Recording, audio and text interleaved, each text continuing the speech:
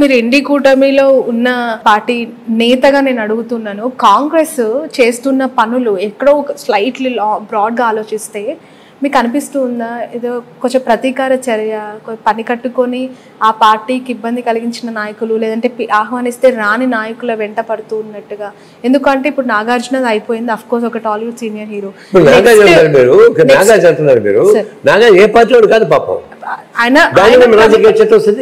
ఆయన ఒక ప్రముఖ హీరో, అది పక్కన పెడితే కూల్చాల్సిన ఇంకా అక్రమ కట్టడాల లిస్ట్ ఉంది అని చెప్పి లీకులు ఇస్తూ ఉన్నారు. అందులో ఒక మల్లారెడ్డి, ఒక పల్లా రాజేశ్వర్ రెడ్డి, ఒక అసదుద్దీన్ ఓవైసీ కాలేజ్, ఇలాంటివన్నీ వినిపిస్తూ ఉన్నాయి. కట్టారు కదా, కట్టుకున్నారు కదా. కాంగ్రెస్ పార్టీకి సంబంధించిన ఎవరివి లేవా సార్? ఓన్లీ బీఆర్ఎస్ ఉన్నాయండి. నేను అది కూడా చెప్తానమ్మా, ఎవరిది ఉండినా మీరు ఖాళీ చేయించండి. ఎవరితో మీరు పక్షపాతం ఇచ్చినా కూడా జనం ఊరుకోరు, కమ్యూనిస్ట్ పార్టీ మేము ఊరుకోము అని చెప్తున్నాం.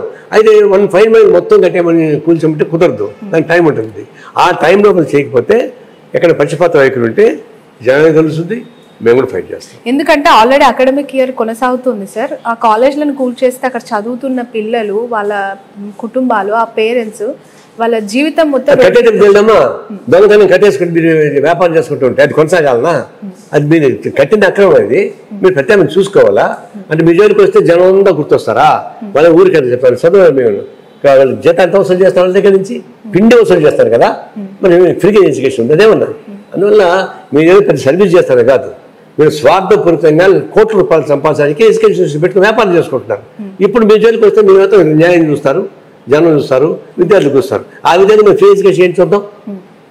నేను కూడా మాట్లాడతా. కేఏ పాల్ లాంటి వ్యక్తి కూడా 100 నుంచి 500 కోట్లు ఒకరి దగ్గర నుంచి వసూలు చేయడానికి టార్గెట్ పెట్టుకొని వసూళ్లకు పాల్పడితే వాళ్ళు ఇవ్వని పక్షంలో వాళ్ళపైన హైడ్రా అనే ఒక బాంబు వేస్తుంది ప్రభుత్వము. ఇవన్నీ వస్తుంటాయి తల్లి, సోషల్ మీడియా వచ్చిన. ఎందుకంటే ఆర్థికంగా అంత పుష్టిగా ఉన్న నాయకుడు, ఇప్పుడు అక్కినేని నాగార్జున మీరే అంటున్నారు చాలా బిగ్ షాట్ అని చెప్పి, మల్లారెడ్డి కూడా మనందరికీ తెలుసు, పల్లా రాజేశ్వర్ రెడ్డి గారి గురించి కూడా అందరికీ తెలుసు, కొంత ఆర్థికంగా బాగా బలంగా ఉన్న నాయకులే కదా. అందుకే చెప్తున్నా, మీకు ఆర్థికంగా బలం ఎక్కడి నుంచి వచ్చింది?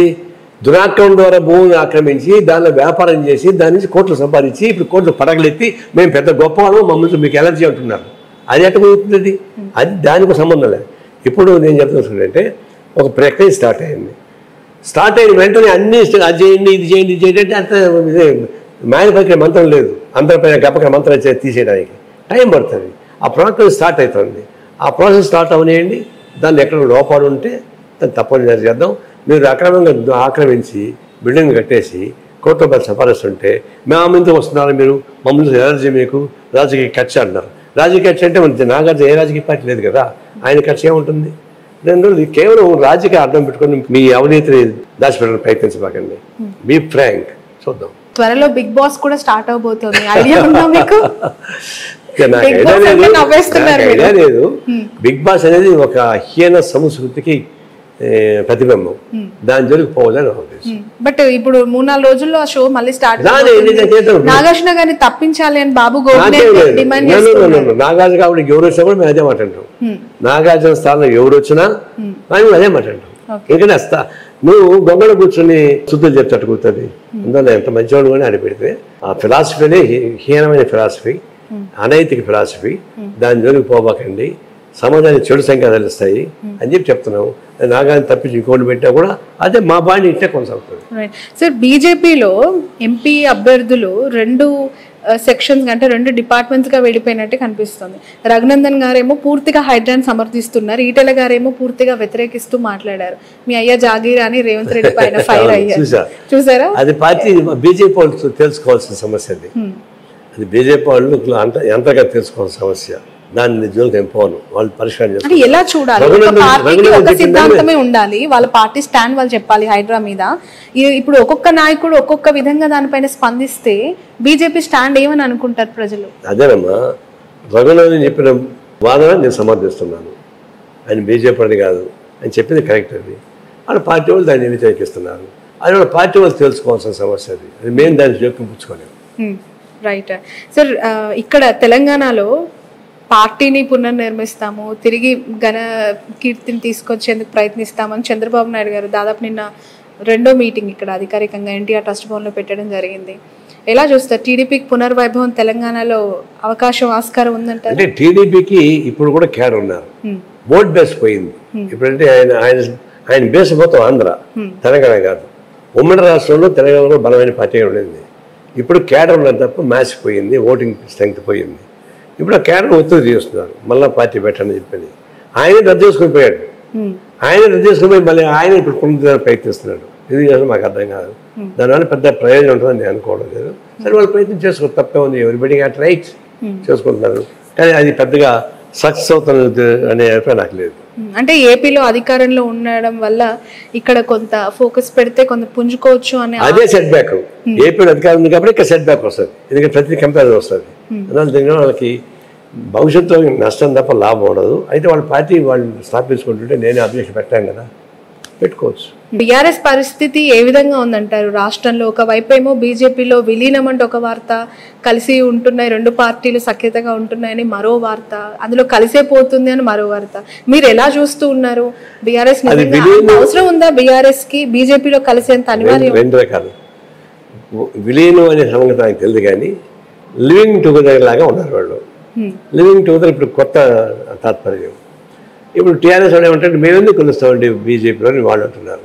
నాకు కూడా ఒక నాయకుడు కనిపించాడు కాదు, కానీ బీజేపీకి టీఆర్ఎస్కి మధ్య అండర్స్టాండింగ్ ఉంది, ఉండబట్టే కొన్ని కార్యక్రమాలు జరుగుతూ ఉన్నాయి. అయితే దీన్ని తెలంగాణకు సంబంధించి రాష్ట్రానికి కావాల్సిన హక్కులపైన బీజేపీని ఒత్తిడి తీసుకోలేకపోయారు. దానిలో అండర్స్టాండింగ్ ఉంది కాబట్టి దానివల్ల నష్టం వచ్చింది. దానివల్ల వాళ్ళు నష్టపోయి బీజేపీ గెలిచింది. లేకపోతే 4 పార్లమెంట్ సీట్లు ఉండి 8 పార్లమెంట్ సీట్కి జంప్ అయ్యారు. టీఆర్ఎస్ బోడి కొట్టుకుపోయింది. అన్హోలీ అడ్జస్ట్మెంట్స్ ప్రజానికి తెలిసింది కాబట్టి దాన్ని ఓడించారు. ఇప్పుడు కూడా దాని నుంచి బయటపడలే. ఇప్పుడు కూడా కేంద్రంలో వచ్చే బిల్స్ మొత్తం వాళ్ళు సపోర్ట్ చేస్తున్నారు, వాళ్ళకి వ్యతిరేకించడం లేదు. రాజ్యసభలో ఉండేవాళ్ళు, అందువల్ల వాళ్ళకి ఉన్నమాట వాస్తవం. విలీనం అంటారా, ఇది ఒక విడ్డూరం వార్త. ఏమిటంటే టీఆర్ఎస్ ఏమంటారంటే రేవంత్ రెడ్డి బీజేపీలో చేస్తాడు అని అంటారు. వీళ్ళేమంటారంటే టీఆర్ఎస్ వాళ్ళు బీజేపీ జరిపోతారు, కేసీఆర్కి గవర్నర్ పదవి ఇస్తారు, కేటీఆర్కి ఇంకెంత చేస్తారు అని చెప్తున్నాడు. అంటే టీఆర్ఎస్ వాళ్ళు బీజేపీ చేయలేదు, ఈయన చెప్తాడు, రేవంత్ రెడ్డి చెప్తాడు. నీ పార్టీ అక్కడ నువ్వు చూసుకోరు, కానీ నీ పార్టీ బీజేపీ పోయి టీఆర్ఎస్ కలుస్తుందో, టీఆర్ఎస్ పోయి బీజేపీ కలుస్తుందో నువ్వు చెప్పడానికి. కానీ అదేవిధంగా టీఆర్ఎస్ వాడు కూడా రేవంత్ రెడ్డి పోయి ఇంకెవడ కలుస్తుంది చెప్పి వాళ్ళు చెప్పడానికి. అని ఏ పార్టీకి ఆ పార్టీకి చూసుకున్నాయా, మీరు అడుక్కోండియా, ఇంకొకరిని గడుతారు మీరు. రైట్. నిన్న ఈ హైడ్రాకి సంబంధించి ఎంఐఎం అసదుద్దీన్ కూడా స్పందించారు. హుస్సేన్ సాగర్ చుట్టూ కూడా ఈ బఫర్ జోన్స్, ఎఫ్టీఎల్, ఈ గ్రీన్ జోన్స్ అన్నీ కూడా అప్లికబుల్ కావా? ఒకవేళ ఉంటే నెక్లెస్ రోడ్డు లేదా జలవిహార్ ఇలాంటివి కూడా కూల్చాల్సిన అవసరం ఉంటుంది, మన సెక్రటేరియట్ కూడా అందులో భాగమే కదా అనే వ్యాఖ్యానం ఆయన చేశారు. మీ జోలికి వచ్చారు కాబట్టి అందరిపైన చెప్తున్నారు. మీరు న్యాయం అన్యాయం మీరు తెలుసుకోండి. అంటే నిజంగానే ఆ చుట్టూ కూడా అవి ఉన్నాయి కనిపిస్తున్నాయి మన కట్టడాలన్నీ. నేను చెప్పిన మీ పోటీ ఏంటి? ఇప్పుడు మీరు తప్పు చేశారు, మీ జోలికి వస్తున్నారు, అప్పుడు మీరు అందరికీ చెప్తున్నారు. అప్పుడు నుంచి అంతకుముందు చెప్పలేదు. ఇప్పుడు మీ జోలికి వచ్చాడు, మీరేమంటారు దాని జోలికి అంటారు, అన్నిటికీ పోతా ఉంటున్నాడు, ఎక్కడైనా మేము కులుస్తూ ఉంటున్నాడు. చూద్దాం రేపే వద్దాం. తర్వాత రేపు ముఖ్యమంత్రి మేము అంటున్నాం, మీరు అఖిలపక్షం వేయండి, ఇది క్లారిఫై చేయండి అని చెప్తున్నాం. చూద్దాం.